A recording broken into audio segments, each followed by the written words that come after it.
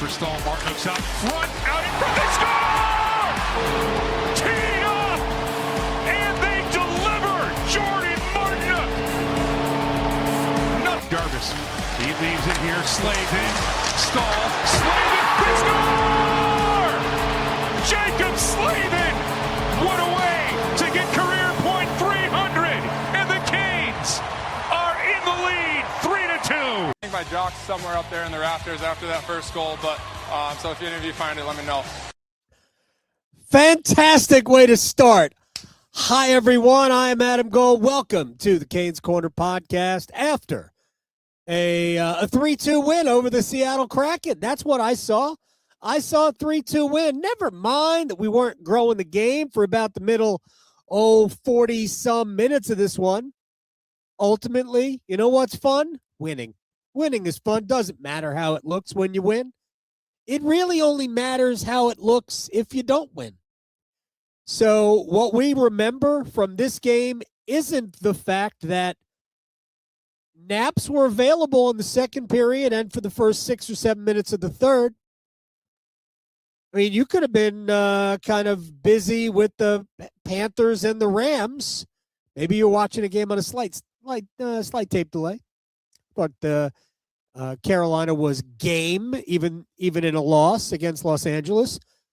But the only thing that matters, what we will remember the most, is that the Hurricanes figured out a way to get another win, 4 in a row. They scored 2 goals late within 3 minutes and 13 seconds in the third period. And they win it, 3-2. Fourth straight win for Carolina. They stay atop the Metropolitan Division, extend their lead in the Metropolitan Division. Don't know what's going on right now with the Islanders. They were in overtime. That game has come to a close. They win in Minnesota 4-3. So let me update my personal standings. The Islanders remain 4 points behind Carolina in second place. Carolina's on 59. The Islanders are on 55 points. Philadelphia and Washington each have 52. Philly's got games in hand on the Capitals. Pittsburgh with 51. Detroit, second time in a row, Carolina and Detroit will meet as division leaders. That'll happen Monday, first of a back-to-back on the road. Detroit Monday, St. Louis Tuesday. Montreal is in third place. They got beat tonight at home. They're in third place in the Atlantic behind Tampa Bay. They're the best team. 57 points. Buffalo's got 52. Toronto 51. Toronto is playing well. Boston destroyed the Rangers. You hate to see it. You hate to see it. No, you don't. Boston scored 10. Real question for Hurricanes fans. Boston and the Rangers play. What are you rooting for? Do we prefer Boston winning to the Rangers winning? I think it's close. But I would prefer Boston to win. Bruins are on 50 points. Florida won in Ottawa. They're at 49. There are 7 teams separated by 3 points in the Eastern Conference. Basically, the third and fourth place teams in the Metro each have 52, all the way to Florida in the Atlantic with 49 points. Crazy. It is super tight everywhere. We are brought to you by the Aluminum Company of North Carolina. If it is for the exterior of your home, you can find it at the Aluminum Company of North Carolina on Hamlin Road in Durham. No place like it. Sammy Hanna and his crew do a great job. You should check it out. Did you catch Jaccob Slavin on the bench after the game? Because honestly, I laughed out loud at this. I think my jock's somewhere up there in the rafters after that first goal, but so if any of you find it, let me know. First of all, Slavin makes his first appearance after missing 10 games after being injured in the game at Florida back on December 19th. And our understanding is that it was not related at all to what had kept him out for however that many games, because he played the first 2 and then didn't play again until the Florida game on the 19th. So I don't know how many games in a row it was. He's missed total 39 of Carolina's 45 games. This is his 6th game. And oh, by the way, scoring change, it wasn't his goal. The goal has been changed to belong to Will Carrier, who was in front of Joey Decord, and it must have grazed him on the way in. Slavin gets just an assist on that, so he's still looking for his first goal. Jordan Staal still does get an assist. Seth Jarvis had an assist wiped away. But that's just that. We'll talk about that goal in a little bit. But in the first period, with Carolina leading 1-0, Matty Beniers skates onto a loose puck at center ice, and he comes in, and he made like a head and shoulder fake to the left, and Jaccob Slavin bit on it, and all the rust came flying off. Matty Beniers with a great move, and he beats Brandon Bussi for a 1-1 game. So that's what Slavin was referring to with his jock in the rafters. That was awesome. I love a great player who can recognize when he got beat. Doesn't happen a lot, but it happened. Slavin didn't get beat much the rest of the game. Again, did I mention that we were brought to you by the Aluminum Company of North Carolina? There it is in the corner of the screen. Aluminum Company of North Carolina, like the written over the image of North Carolina. It's great. I was actually just commenting to my wife how great the back of our house looks, how great the posts and the front of our house look. Thank you, Aluminum Company of North Carolina, aluminumcompany.com. All right, let's get to a couple of things. All right, we'll start with Slavin. He makes his first appearance, 45 games in, first appearance in the last 10. He has now played 6 whole games. Carolina's record is, let me pull out my trusty standings here, 28, 14, and 3. That's Carolina's record. With Jaccob Slavin in the lineup, they are 5-0-1. 5. Camera.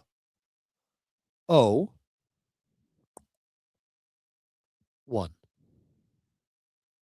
5-0-1 with Jaccob Slavin in the lineup. Never lost. Actually lost in overtime once. To Florida, but he wasn't on the ice because he was out of the game. Actually, I think Slavin might have played in that overtime in Florida. I want to go back and look at it. I think Slavin might have played in the overtime. He finished the game, I believe, which was, obviously curious for us. We knew he wasn't going to play against Tampa on the next night. They had basically decided that he wasn't playing back-to-backs at the time. But I think he played in the overtime, and then we hadn't seen him again. So real quick about this, and I said this to Rod Brindamore, and he said it was better off.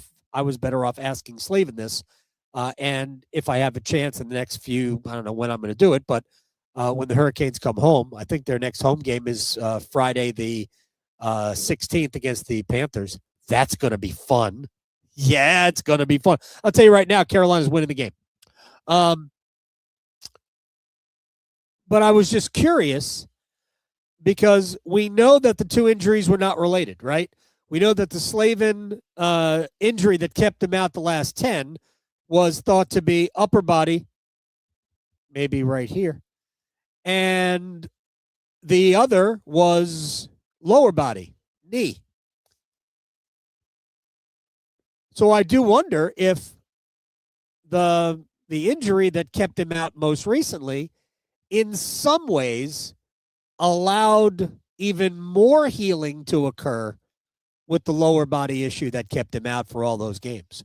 Like, as Rod said to me today, he was out long enough. We took extreme caution him coming back. But remember when he came back, he was on, we'll call it a pitch count. He only played like 16 minutes the first game. Then he went up to 18, and it was 20. That was the third game of the game he got hurt. But they were managing him, and he was never going to play the second half of the back-to-back. My guess is now we see fully operational Jaccob Slavin the rest of the way, barring something else getting in his way and keeping him out of the lineup. But that was, other than the the Matty Beniers episode, I thought Jacob looked very Jacoby tonight in terms of just being able. There was a play early on. This is actually before the Beniers goal because Carolina dominated the game. Gosh, they dominated the first period like crazy. It was 13 and a half minutes, I think, before Seattle registered a shot on goal. Now, they had a couple of other scoring chances. There were 2 breakaways that Carolina actually made great plays onto to basically deny shots. One was Will Carrier got back on the defensive side of the puck to deny, was it Ty Cartier? I think it was Ty Cartier. Deny him the opportunity. It's great defensive play by Carrier. And again, he ends up scoring the goal late. And then it was Sean Walker who had his shot blocked at the blue line. And look, if you get your shot blocked high at the blue line, it's probably going the other way, and it's probably a scoring chance. And it was, except Walker got all the way back and fought to get at least parallel, so he's not taking a penalty. And he ends up deflecting the shot, but he also made it just super difficult anyway. So, I mean, just really good effort. But there were opportunities for the Kraken to score, but they didn't get a shot on goal until there were about 6.5 minutes left in the period. They only had 4 in the first period. They had 4 in the second period and 4 in the third period. Carolina was super Carolina-y in terms of shot suppression tonight. But it was good to have Jacob back in the lineup, and without stating, kind of overselling the obvious, he does so many things. It's going to be hard to tell whether or not the penalty kill is impacted by his return. It went 1 for 1. Both sides had 1 penalty. That's it. Carolina's power play was woof bad. Woof. Not going to talk about it because their power play has been much better of late, but it was pretty crappy tonight. But one of the biggest benefits that you get from getting Jaccob Slavin back in terms of an intangible factor, like the penalty kill, we can see the penalty kill is now 14 for 15 with Slavin, and because they were 1 for 1 tonight. But what it really does is it allows Rod, and he created the Slavin-Chatfield defensive pairing. I thought going into the season that that's really what Rod wanted to do. Now, Alexander Nikishin was always going to play on a third pair, and he's going to play with Shane Goss's pair. And I think what you're going to see, but I thought Nikishin, by the way, played well tonight. I liked his game a lot tonight. But I think what you're ultimately going to see is Nikishin probably be in around 15, 16 minutes a night. There will be nights where that number will be lower. There will be nights where that number will be higher. I mean, in a perfect world, I think Rod's got the other guys all making up the 4 or 5 minute difference from 20. Obviously, there will be extended time for power plays or shorthanded situations. That's just my guess is what is going to happen. And Nikishin obviously gets power play number 2 time. And I think he's getting better and better at that. So that's good. Gostisbehere is obviously the top guy on that power play. But Shane's played so well, you don't want him to not play. He's been great defensively too. But what Slavin allows you to do when you create that shutdown pair with Chatfield, and look, nothing is going to be Slavin and Pesce when they were together. All right, but it's been a minute since Carolina's had that. Remember, it was Slavin and Hamilton, then it was Slavin and D'Angelo, then it was Slavin and Burns. So it's been a minute since we've seen a Slavin Pesce. Now, we used to have that in situations, and we had it before the deal for Hamilton. But with Slavin and Chatfield, that allows that to be your shutdown defensive pair, and it allows, at least at home, Miller and Walker to not have to deal with the top offensive players all the time. So it makes everybody's job just a little bit easier when you've got Slavin out there eating up minutes against the other team's best. That's what we'll see that going forward a lot. And that's obviously what Carolina would want. It's been a minute since Carolina's had two defensive-minded defenders on their top pair. Slavin has played, in general, for 7 years with an offensive guy on the right side. Hamilton, D'Angelo, Burns. Right? It was Hamilton for 3 years, D'Angelo for 1, Burns for 3. I know Tony came back at one point during Burns' tenure, but he was playing down in the lineup. But it was great to see Jacob out there, and he played nearly 20 minutes. What did he play tonight? He was 1935 for the game. I thought Miller and Walker were excellent. Chatfield and Slavin obviously were good. But I thought Gostisbehere and Nikishin, I thought it was a good defensive pair for Carolina tonight. Miller had 4 hits. I think Keandre Miller's in a nice little good run of play right now. All right. Second item on the board is actually the item I wrote down first, but it doesn't matter. Captain's log. It's kind of 2 primary assists, even though only one of them is primary assist. Jordan Staal assisted on the game tying and go-ahead goals. He was very, very good. That line was excellent. The only line I didn't love tonight was the Aho, Svechnikov, Ehlers line. But in the third period, they were better. That line showed life. In fact, I think their scoring chance right after Berkeley Catton made it 2-1. Actually, it wasn't immediately after. I think there was a little bit of lag time. Let me just see what my notes said. Actually, no, it was right after. I think it wasn't maybe the next shift, but it was their next shift. And the next significant note that I took was the Svechnikov shot that went right across the face of the goal. I think it was a deflection, but either way, right across the face of the goal. Carolina was that close to tying it there, but I thought that shift actually gained some momentum for Carolina, although Brandon Bussi's best save of the night came on Eli Tolvanen at 2-1. If he doesn't make that save, and I'm mixing 2 segments here, if Bussi doesn't make that save, 3-1, are you coming back? You might. I'm not saying you wouldn't. I mean, Carolina scored 2 goals in 3 minutes and 13 seconds. There was plenty of time. But Seattle might play it a lot differently if they score right there. That was a very, very important save for Brandon Bussi, who was otherwise fine.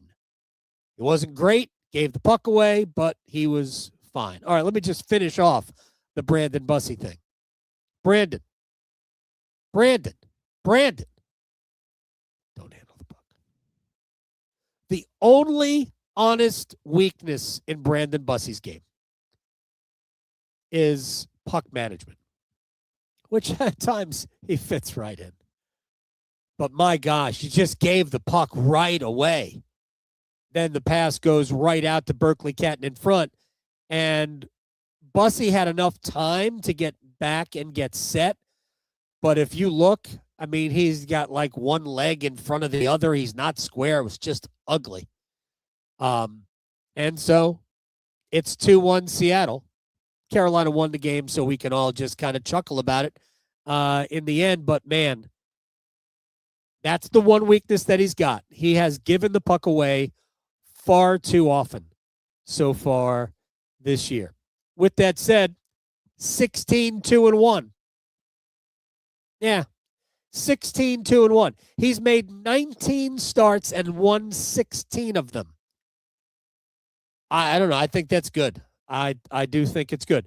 Will we see Brandon on Monday against Detroit and Anderson on Tuesday in St. Louis?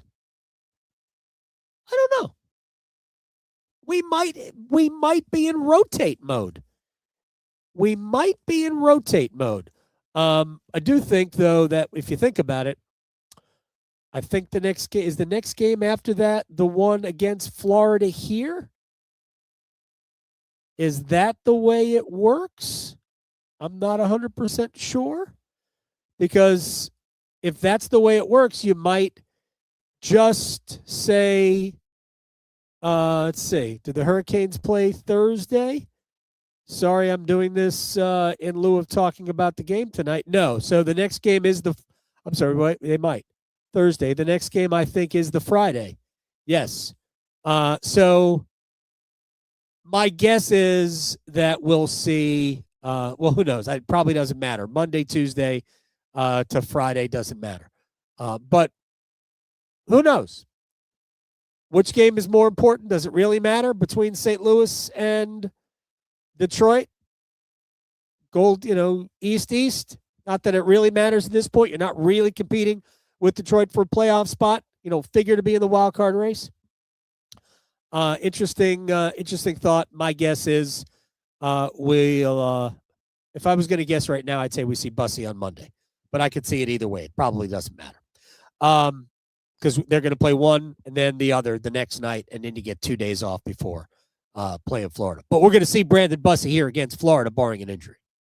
And I've already told you that the Hurricanes are going to win that game. Let me get back to the captain's line. Much like we saw against Anaheim, this was going to be kind of a just stick to your game plan type of game. The one thing that you may not like it about Carolina or not, I don't know. When Carolina tries to force offense, when they try to force the Aho, Ehlers, Svechnikov line in terms of open skating and all of that, it doesn't generally go well. The thing is, that line can play a gritty game too, and I think that's what we saw in the third period. We saw their line forecheck and create zone time that way with puck pressure and retrievals, and I thought Aho and Svechnikov were both very good in the third period. I actually liked Svechnikov pretty much all game. I didn't think Sebastian was awesome. He was great again in the faceoff circle. I think he won 9 out of 12, something like that. But when Carolina isn't hell-bent on forcing offense, when they simply play their game, the teams that are trying to muck it up and make life difficult, Carolina can play that way. And really, all of the other three lines are built that way. The Staal line, obviously. The fourth line, I thought they were very good tonight. They didn't generate a ton of scoring chance, but I thought they were good tonight. But Stankoven, Blake, and Hall, I mean, they were annoying to play against. They were excellent again. So, the first goal is, there's puck pressure from the forwards, right? But here's a great read from Keandre Miller to step in front of the pass. It was a backhand pass. Didn't have a lot of steam on it, but it was like left side of the ice, backhand pass towards the right, I guess the right point going out of the defensive zone for the Kraken. And here comes Miller. He just intercepts it. And this is where maybe they looked at the play last night where Hall set up Stankoven, and when Hall was coming in on the left wing. It was a play that was created by Jalen Chatfield with a turnover. But Miller actually took the puck deeper, held the puck longer. And who was it? Adam Larson. You had to honor the fact that Miller was deep and fairly close to the net. And Adam Larson got over to defend Miller, and that created the passing lane and room for Stankoven to shoot the puck. It's a really great play by Miller, who, again, as I mentioned a few minutes ago, is playing, I think, really, really well. Both ends of the rink, playing very well. half a year, generally what it takes to figure out as a new defenseman how to play the way Carolina wants to play, even if it's the natural way you want to play. Carolina does things just a hair differently.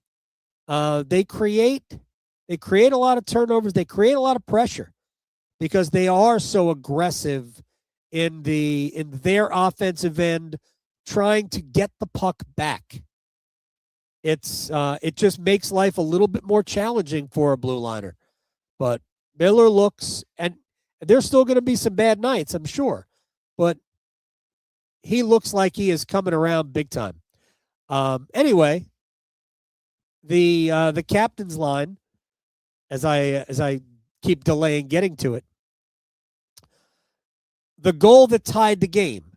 So I've said this from the first time I saw him play with Martinook and Staal, is that it's a perfect fit for Jarvis. I know there are people that don't like it, and I get it. Seth is a skilled player and plays kind of a feisty game too, and you like that element on your top line, and we're probably going to get back to it. I actually thought we might see it in the third period. But his game naturally fits with Staal and Martinook. So here's what happened on the first goal. Jarvis has the puck in the looking at the goal in the corner to the right. So he skates the puck up the half wall. And what that does is that it brings the defense out.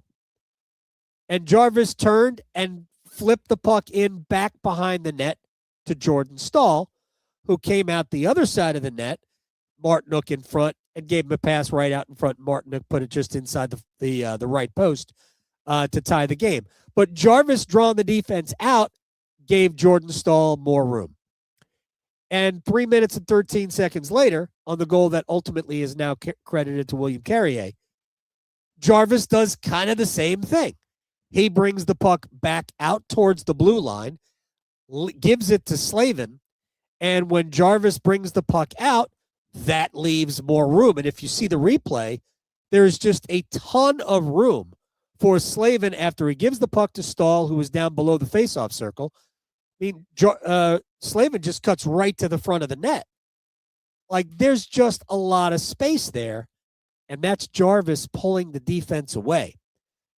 Really, was that intentional? I don't know. Probably was. I'll allow for, just the natural progression of a play.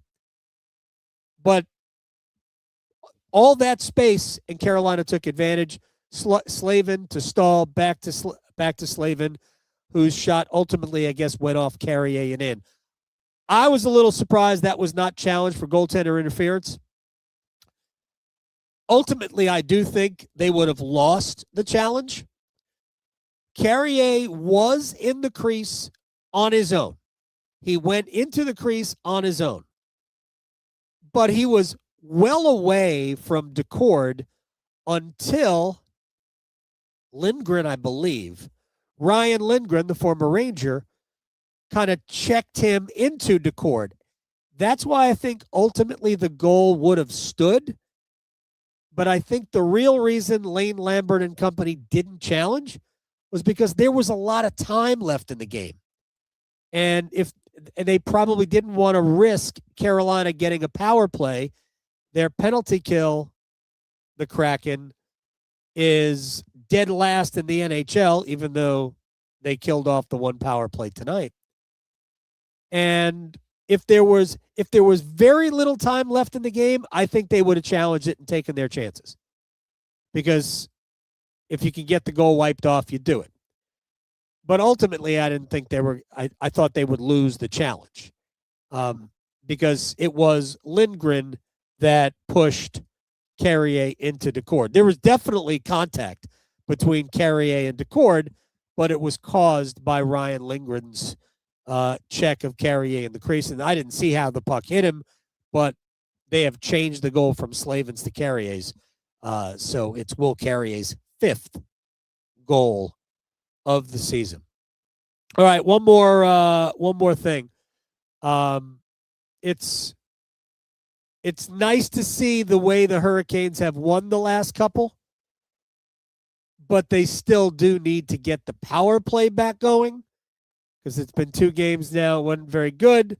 They was fine. The game against Dallas, they scored twice, but last 2 games hasn't been great. And it's 3 games in a row now where the top line hasn't been.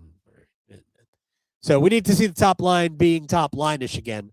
But ultimately, good performance, good win for Carolina. And I think Carolina averages giving up about 25 shots a game, and that's what they have given up total in the last 2. It's pretty good.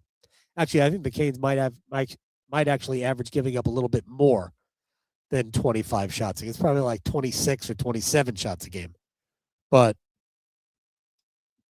I might be able to, I can't do the math. That doesn't have it there. That'll do it. Shouts to Washington, North Carolina, Pittsburgh, North Carolina, Climate Pledge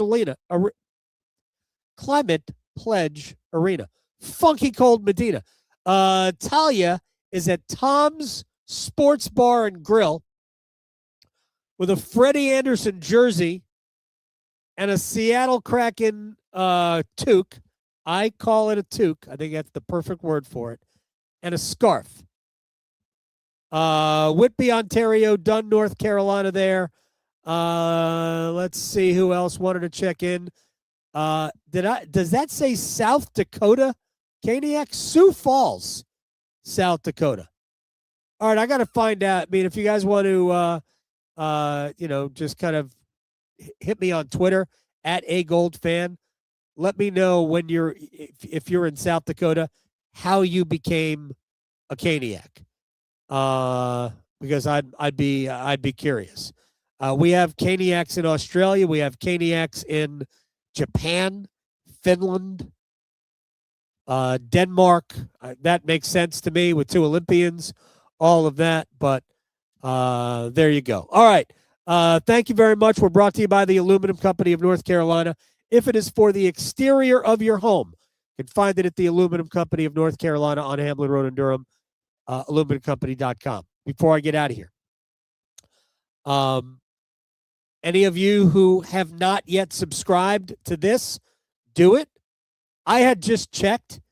We have something like almost 22,000 subscribers. Let's get over 25. Why not? I don't get anything for it, but it's fun. That's a good round number. Let's get to 25,000 subscribers. So do that. If you have any friends who are Caniacs, or even not, we'll talk bad about their team. Get them to subscribe. And also follow the generic podcast. Hey, sometimes you miss this. You might like to watch me do this, but sometimes you're in the car and I might be distracting to you. So maybe you just want to hear it.